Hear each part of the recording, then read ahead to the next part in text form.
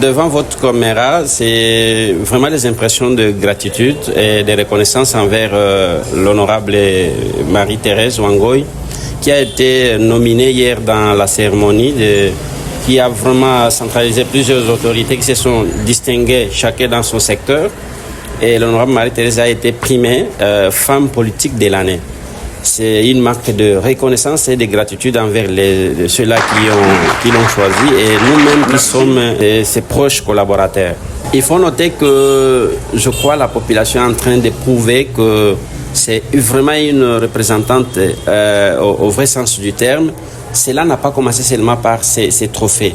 Il y a 2 semaines, au niveau local à Manono, elle avait été primée comme femme engagée dans le développement de leadership féminin.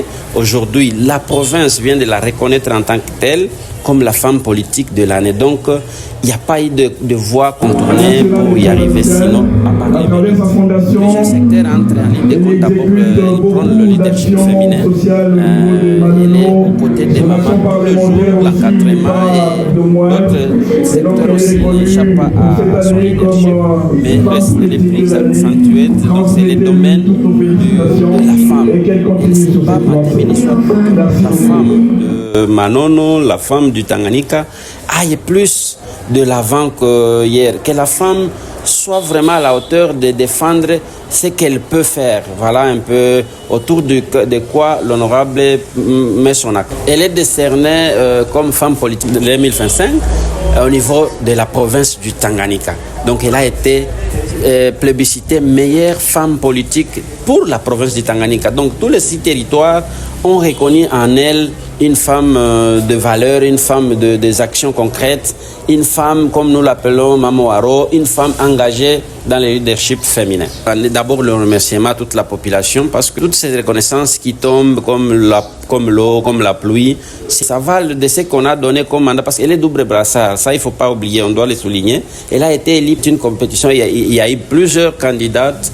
Il y a eu plusieurs personnes qui ont souscrit, mais voilà, le choix est tombé sur elle, compte tenu de ce qu'elle fait comme action dans la province. Elle a écrasé, elle est plébiscitée meilleure femme. Donc, toutes les femmes de la province étaient dans la ligne de compte, mais elle a été plébiscitée comme meilleure. Voilà pourquoi nous disons que c'est elle qui a joui de la confiance de toute la population de la province du Tanganyika. Effectivement, elle participe au colloque à New York, dans le Parlement panafricain avec les femmes.